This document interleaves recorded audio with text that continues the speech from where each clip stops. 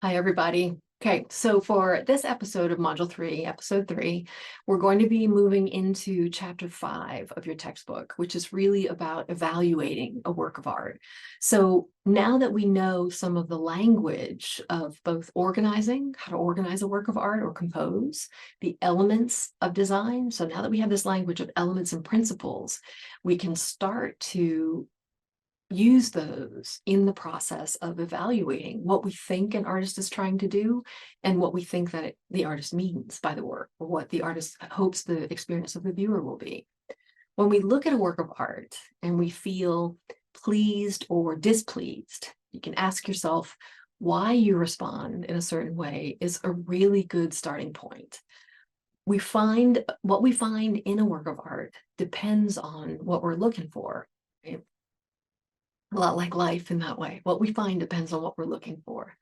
So do we like art that really excites our senses, that's playful and fun? Do we like art that shows great skill? Do we like art that really taps into our emotions and helps us feel strongly about a thing? Do we want to see art that shows us a better vision of the world? Or do we want one that maybe bears the deepest recesses of the artist's soul, takes us to a place that maybe we wouldn't normally spend time looking at, right? So it could be difficult, but still valuable in some way to us. These are personal value orientations that will lead us to make judgments about the works of art that we encounter. Each of us, whether we are a professional art critic, a teacher, a student, or just an art lover, or a person walking into a museum for the first time, each of us will apply these value-based assumptions about art each time we look at a work of art. If we hope art that will divert us from our daily problems and routines is what we're going to find. In other words, are we just looking for an escape or a diversion? If that's what we're looking for, then we will favor certain kinds of artworks over others. If we want art to build an understanding between people, we will likely favor a different kind of work entirely from that.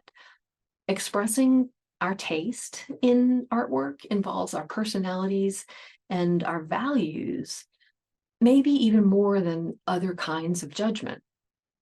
So speaking of judgment, we want to talk about these two categories or approaches to interpreting a work of art, the subjective and the objective. And at a certain level, these are just practical terms, but understanding the difference and really looking for the differences in the way that we approach artwork is very important. So subjectivity comes from personal biases.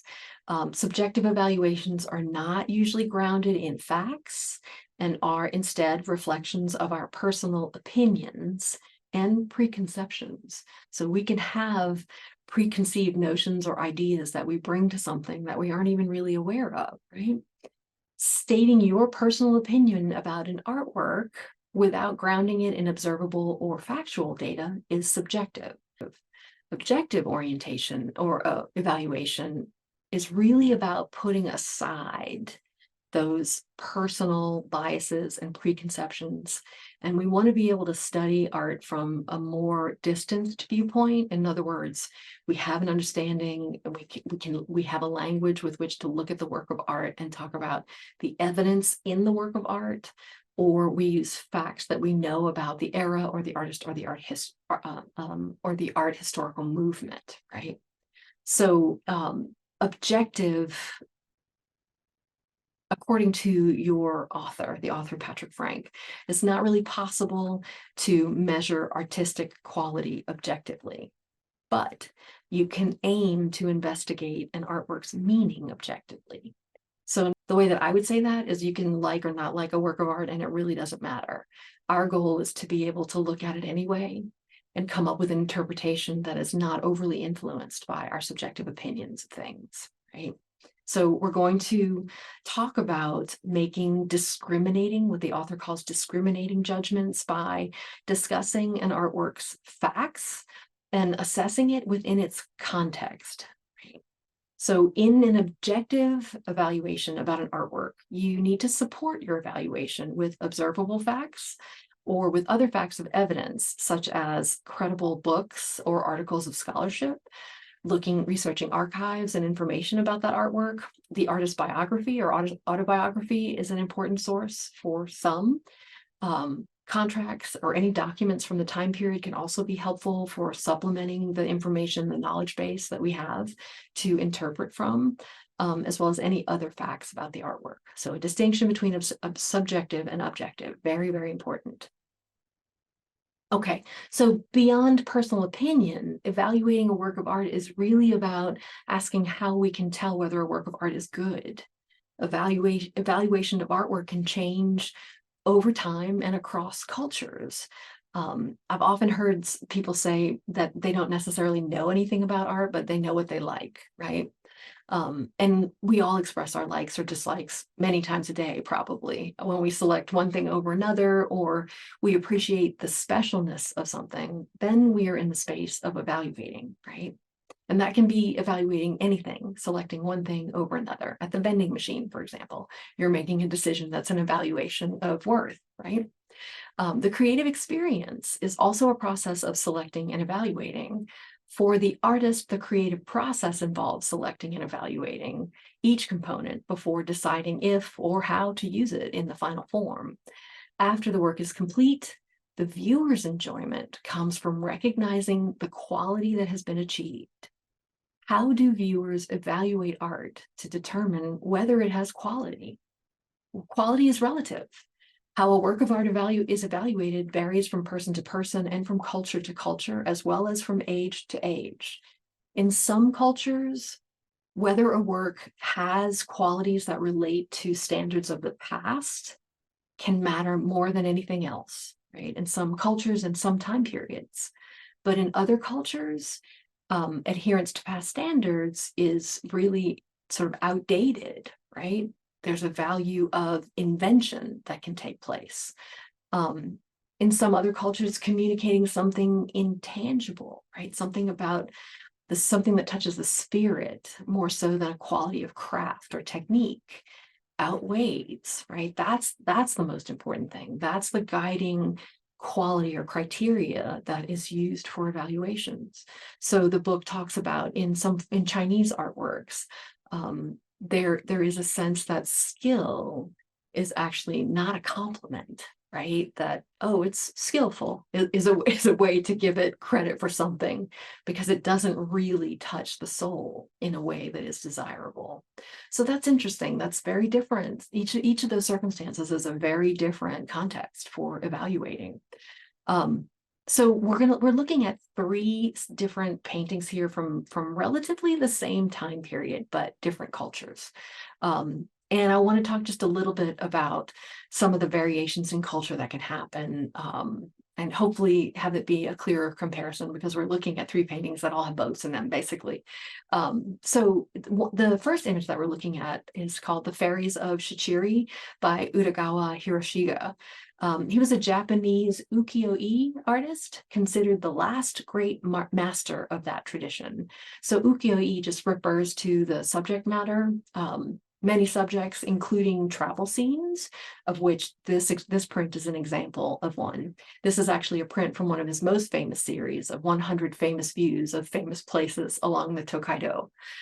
So we're also looking at an Impressionist painting in the bottom right, Claude Monet. Monet would have been ridiculed by most critics at the time that this painting was made or exhibited, by most art critics or writers, by museum curators, and by the public, right? So they would have said that this painting looked like a mere sketch, right? That it didn't show skill, right? So it differed so greatly from the style of its predecessors or its contemporaries. So the Fitzhenry Lane above this is the level of academic realism that was happening in other areas and other schools of thought at this time. So noticing how Becalmed off Halfway Rock from 1860 is just so finely crafted. It's so detailed. The atmosphere and the illusion, the technique is really valued there. And that's related to the content as well. But just looking at these variations in style, we can see how what was considered a masterpiece either changed from over time. So we now look at the Impressionists with great value for the level of innovation that they achieved. In other words, they radically altered through their own creative processes and decision making. They radically altered all the art that came after them, right? So that's definitely a reevaluation that is both cultural and time-based. So changing over time is very common. The Hiroshige is it's a different style entirely from either of those two, and yet it's considered a masterpiece in the Japanese culture. So as we consider the answers to these questions, we find that there are many ways of judging the quality of art, and this is what makes art criticism a little bit challenging. We also see that our assessments of quality are usually connected to other values that we hold about the function of art in our society, or about our preferences, how those preferences are often connected to other deeply held beliefs. By making judgments about art, we are expressing ourselves. Value judgments necessarily involve subjectivity. So the two works that we're looking at right now, Shy Glance on the right by Dawn Marie Janagian, and in contrast to the Elizabeth Vigée-Lebrun Self-Portrait in a Straw Hat. These are two very different styles. So the book talks about how, on the one hand, the Shy Glance painting, the author of your book not only tells us that it was recovered from a trash bin, but also says that it is lacking skill and embarrassingly sweet. Okay. Self-Portrait by Vigée-Lebrun, on the other hand, we're looking at a painting of the woman wearing a large brimmed hat with a beautiful feather. The textures are incredibly rendered. She's clothed in a rose-colored dress, dark blue shawl draped around her shoulders, and she's holding a palette and brushes in one hand. All of those things are exquisitely rendered. So just the skill and technique involved in recreating the illusion of those things is really evident in this work. That could be of value to an art critic or a reviewer or a person. But today's viewers might actually find Shy Glance at least as interesting as the other work.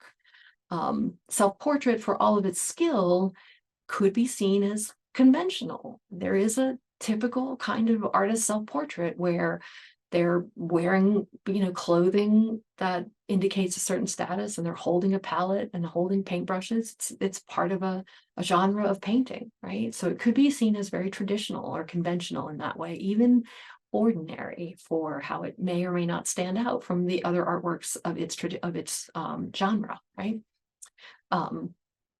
In contrast, Shy Glance has a quality of sincerity and authenticity about it, and even enthusiasm, right?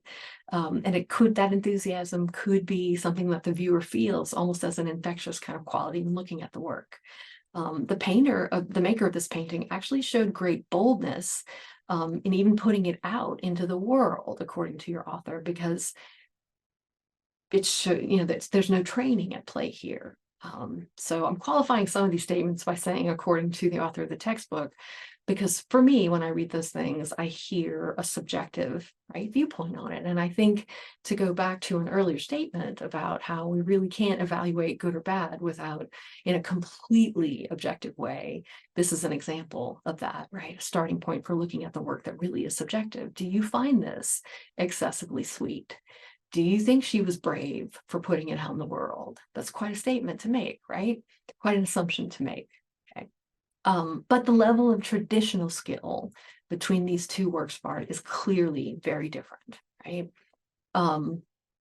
It may be a judgment of quality, but it doesn't give a final answer about either of these two works in any way. And in some ways, that's part of the challenge of studying art criticism and understanding art criticism. So we all are going to have our opinions. We all will do art criticism, so to speak, but professional critics write in newspapers and magazines. Art criticism is a field of study that focuses on the analysis and the evaluation of works of art. More subtly, art criticism is often tied to art theory. So we mentioned the term aesthetics, which is the study of what we find beautiful. It's a field of philosophy, right? We mentioned that way back in Module 1. Art criticism is oftentimes tied to theory, not always, critic can write his opinion and not have it attached to art theory in any way, right? But an art theorist can participate in art criticism. And in that way, it is tied to this field of study that we're talking about, okay? It is interpretive. It involves an effort to understand a particular work of art from a theoretical perspective. In other words, from the world of ideas, and to establish its significance in the history of art. There's an interest in the relationship between the work and the history of art making. And so art criticism tends to fall into these three general categories that we're going to look at together. Formal theories, we think about the word form and we think about the elements, right? So formal theories focus on the work, what's in the work itself. Context, which is the culture of the time. Contextual theories focus on the influence of the culture of the time on the work. And then expressive theories will focus on the artistic intention and the level of expression that's related to perhaps the biography of the artist, right? So we're going to look at all three of these in more detail. First, we'll start out with formal theory, which is a judgment of value that is based on how a work is made. So parts of the composition and the way that they come together. Organization is the most important factor, which is why we call it formal. Formal organization is the most important factor. They focus attention on the composition of the work, but also on how it shows originality. So innovation is important. Formal theorists generally believe that how a work may have been influenced by other works or how it influences other artists is the most important consideration, right? So that's the relationship to art history right there, right? Who were they influenced by and how do they influence what comes after them? So we're looking at another Pieta by Titian. This one was painted very late in Titian's life. The painting shows a woman sitting inside of a stone niche. At the center, she's holding the lifeless body of a man on her knees. The woman is standing on her left, and a kneeling man on the right is touching the hand of that lifeless figure. The niche is flanked by a statue of a man holding stone tablets on the left, and the man wearing a crown of thorns is carrying a large cross on the right. An angel carrying a torch is seen flying in the top right corner of the stone niche. So I have just listed all of the ingredients or elements in the subject of this painting, right? From a formal perspective, a critic might look at this painting and say that the Pieta is very innovative in its use of brushwork. So in the context of the work that has been made up to this time, all the Renaissance artworks up to this time have been seamless, fairly smooth, very little brushwork. So the painterliness of this, if you notice in the detail of the lion's head, from a distance, the painting may look highly rendered, but up close, we can actually see the brush marks pretty well. So from a formal perspective, it's inventive for its time for that reason, right? Titian understood the painting methods of the Renaissance artists, but he went beyond them by making his brushwork more loose, more painterly, and that added a new element of expressiveness to painting that would influence artists for generations after this. The work of art also uses a pretty innovative composition. The center of this painting is an empty niche surrounded by a diagonal row of heads that is balanced by two figures at the upper right, right? So the center is empty, and that's a pretty radical compositional choice for this time. Okay, so if we think about the School of Athens that we looked at not too long ago, the Raphael painting with all the figures, we were talking about perspective and those two figures that were kind of, you know, centered in the arch and centered in the middle of the painting, and the whole world of the painting kind of unfolded from that center point. So if we think about that similar time period, Titian is aware of that sort of approach to painting, and yet he's making this bold compositional choice here. So formal choice to not put anything in the center, to leave the center empty, to formal choice to make it more painterly. These two things were considered really progressive for the time, a very bold choices, bold compositional devices for the time. We're looking at now a painting by Sonia Delaunay-Turk. This painting is titled Simultaneous Contrasts from 1913. This is also an innovation. The work was influenced by early 20th century Cubist painters. And we'll come back to Cubism again, but basically it's about a fracturing of space, not about realism, right? A certain approach to space. So she's working in a way that is related to Cubism, but it's innovative in the sense that there is no real overlap that's happening here between the shapes. And the early Cubists did have a lot of that happening in the work, really about those shifting planes in space. So the elements in this work fit together almost like a puzzle where you can see edge to edge fitting together. So she uses shading though within each of those color zones. So if you look really carefully, maybe the clearest examples are the orange, the yellow orange to orange, close to the center, that gradation. Look at the next shape where it goes from pink to white in a gradation, the directions of those gradations, right? From light to dark or from one color into another, give volume to those areas, even though there's no overlap, right? So that was her innovation here. It's more innovative in color than most early Cubist paintings for this reason. And it explores how one bright color can have an impact on the way that we perceive the color that's next to it, basically. So the work is also innovative in the sense that it is a landscape. So in the way that it treats the subject on the landscape is highly innovative. So it's important, it's valued from a formal point of view. It's valued for the way it revises and expands on the Cubist style, right? And those formal characteristics. So it's like looking at something through a lens of pre-existing value in a way for how the artist has reinterpreted, revised, or innovated based on what has come before it. So this is a more recent work titled Horn Players by Jean-Michel Basquiat. Also a lot of interesting formal innovations, totally different style here, right? We see Basquiat using the techniques that we might see street artists use or graffiti artists use. Secondly, the composition is divided into 3 sections, 3 vertical panels. It's interesting because it's also still feeling like it's one painting. It's not 3 separate paintings. It's just an interesting division compositionally.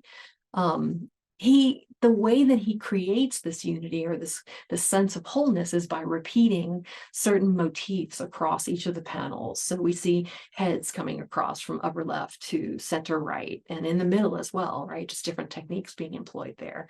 Notice the way the white shape is repeated throughout. The words are repeated throughout, right? So we get this sort of repetition that creates unity between these 3 separate panels. So he's thinking about a well-constructed composition, but really innovative in the visual language that he's using to create that. So just as a formal critic, in other words, an art critic who approaches analyzing and evaluating a work of art from the formal point of view, right? What is it made out of, okay?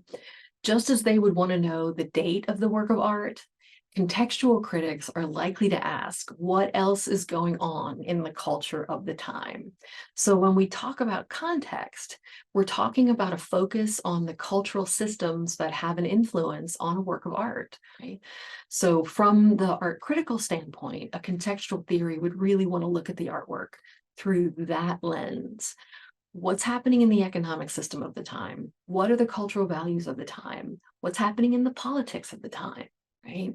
So those artworks that either embody important cultural values or come up with really memorable and innovative ways to express resistance to cultural values. We can kind of think about that as our sort of sliding scale of evaluation in contextual theories from that point of view, right? So how is the culture of the time reflected in it?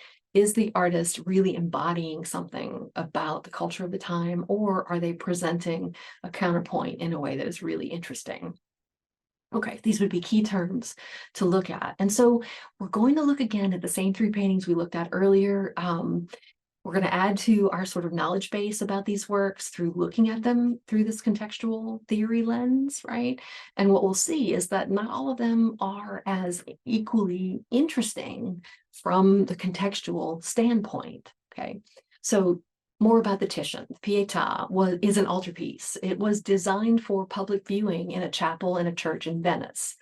Altarpieces generally took up important Christian themes, and this one is no exception, right?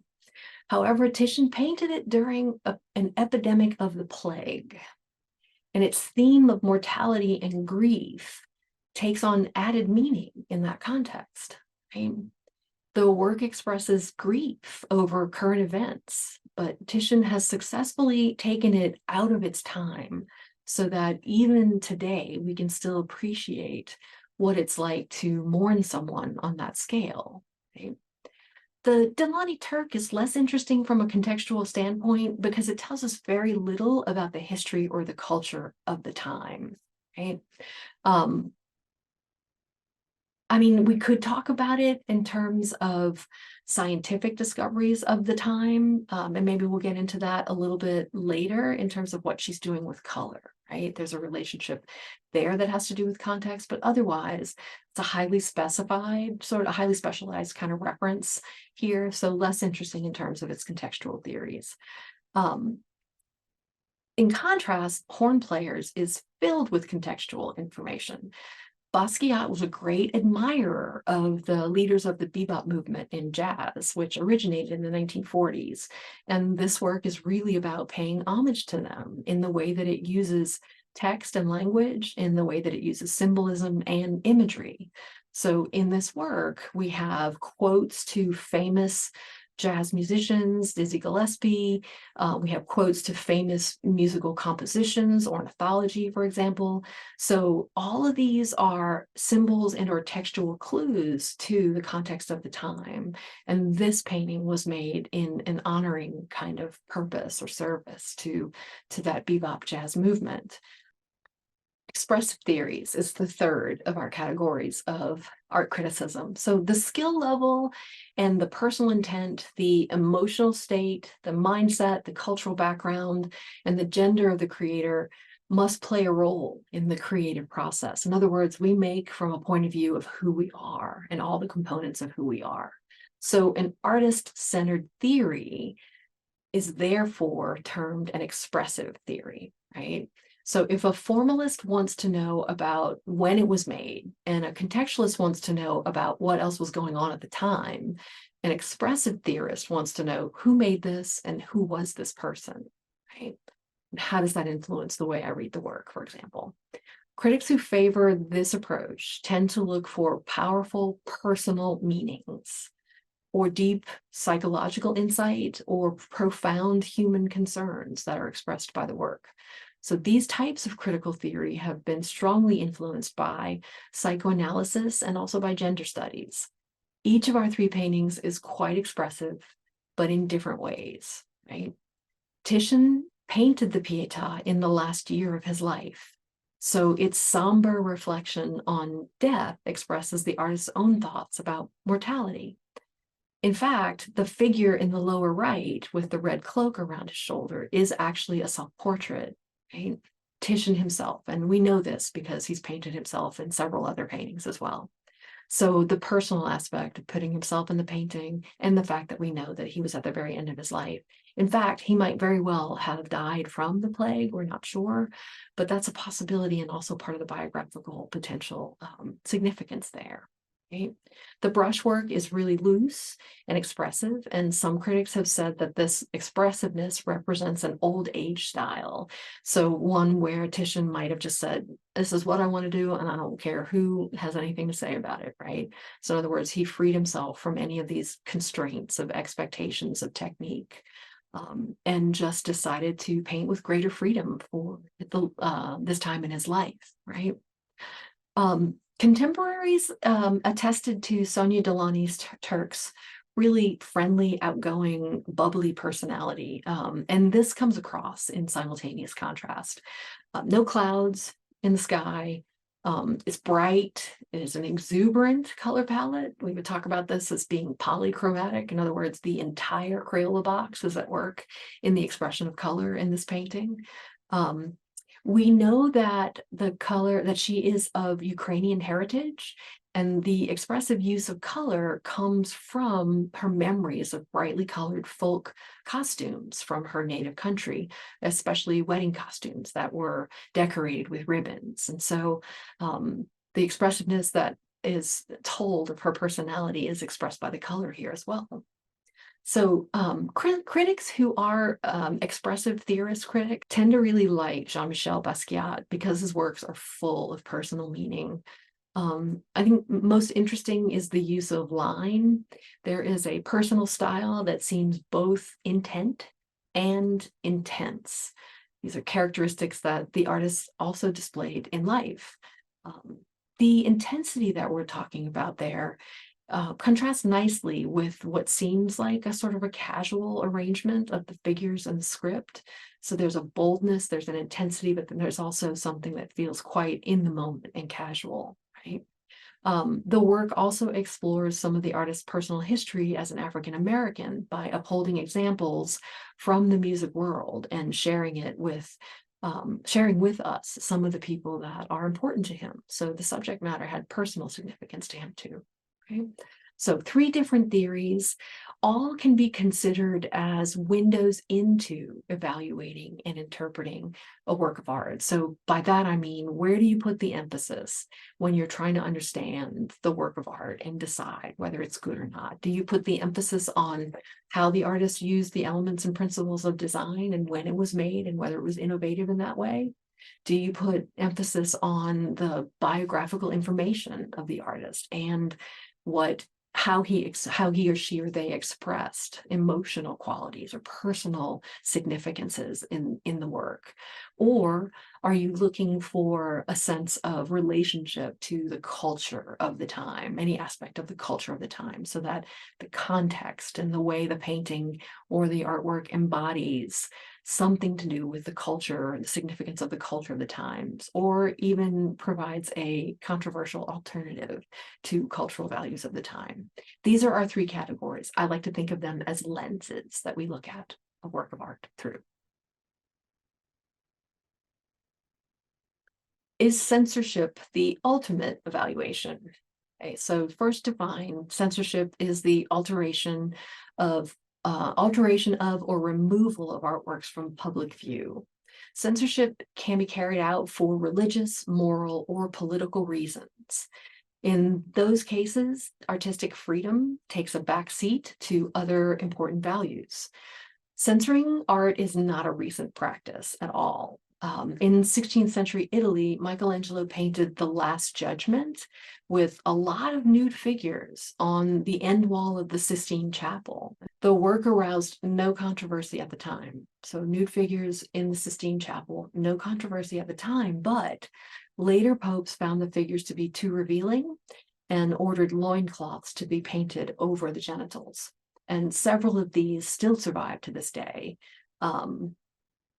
Nazis confiscated modern art in 1937. They thought that they called it degenerate art. They thought that it did not embody enough of the principles of nationalism and that it was dangerous for that reason. Islam, for example, frowns upon and forbids the depiction of the Prophet Muhammad. Our society, though, which places a high value on individual achievement and personal self-expression, seems to tip the balance in favor of freedom for artists. I think, though, it's important to consider that whenever an exhibition benefits from public funds, or an artist benefits from grants that are nationally funded or locally funded, if an artwork gives rise to protests, or if an official finds it inflammatory, then attempts to censor can happen. So we're going to talk about one example of that, which is Chris O'Feely's Holy Virgin Mary from 1996. The woman is wearing a flowing robe on a yellow background. The image is made with all of these various materials. The elephant dung is made to resemble flies around the woman. Okay. So in the fall of 1999, New York City Mayor Rudolph Giuliani tried to close the Brooklyn Museum because of the painting. He found the work offensive to Roman Catholics because of the way that it portrayed Mary, and because the work had pictures of pieces of elephant dung attached to it. The artist in the museum claimed that elephant dung is an art medium used in certain African cultures, and that O'Feely has the right to interpret the Christian religion in which he was also raised as he chooses. The court sided with the artist in the museum. Far from oppressing Ophelie's work, Mayor Giuliani's lawsuit actually brought record-breaking crowds. We're looking at a charcoal drawing by Sean Leonardo entitled Rodney King from 2017. This is a drawing that's generally, and most of his drawings were generally based on spectators' videos, on news photos, or other publicly available sources, and were titled after the name of the victim. The Museum of Contemporary Art in Cleveland had planned to exhibit the series in the summer of 2020, but after a community member representing the mother of one of the victims who lived in Cleveland requested that the body of work not be shown, the director canceled the entire exhibition, saying that the works could stir trauma, leading to pain and harm. The artist replied that he was never invited to discuss the matter or to meet with any community members, and he blamed the institution for the cancellation. After public outcry and much media coverage, the museum director apologized and the exhibition moved on to other institutions. Okay, so as we come to the end of Module 3, our reading response discussion is going to have two parts, okay? So we've seen in this chapter that although we can describe, analyze, interpret, and appraise art, there is no single correct way to evaluate it, right? So we can describe it, that's our starting point. From our description, we can make the leap to analysis, right? What are they using? How are they using it? We can interpret. What do we think it means? Do we think it's valuable, right? Okay. But no single correct way to evaluate it. All three approaches have enjoyed favor at one time or another, but the process of evaluation is rewarding from any viewpoint just because it draws you, the viewer, into the creative process. So before beginning this discussion assignment, it would be a good idea to review the meaning and the differences between subjectivity and objectivity, okay? So this discussion has two parts. First, briefly explain the importance of evaluation as part of the viewing process. What is the significance of objectivity in judging a work of art? Okay, just to get us started. Then next, I want you to select one work of art from Chapter 4 or Chapter 5 and identify the title, the author, the medium, and the date. Okay? Your task is to write 2 100-word evaluations about your selection. One evaluation should be a demonstration of subjectivity, right? And one should demonstrate objectivity, okay? As you work on this, I want you to contemplate the reasons why art historians and other authors must remain objective in their analysis of art and architecture. Okay. Also important is to use terminology from chapters 3 to 5. So again, we're learning the elements and the principles of design so that we can make a more articulate evaluation of a work of art. Okay. All right, and I'm going to leave you as a reminder slide, a review of the terms subjective and objective, everybody. Okay. Whether you're approaching a work of art for your own enjoyment or for a class assignment, it is most rewarding to begin with an open, receptive mind and to go beyond snap judgments. They're going to happen, right? But to be really engaged with the artwork and to go beyond those is the most rewarding process. So it means that you need to give yourself time to get acquainted with the work of art and then to respond, right? So there have been a couple of paintings and pieces of artwork that we've looked at over this module that were challenging, right, in several ways. A snap judgment, a snap response based on personal reasons is understandable, right? What we're learning how to do is to see that snap, know that snap response, and also dig a little deeper, right? To practice seeing rather than merely looking at a work of art. Okay, see you next time, everybody.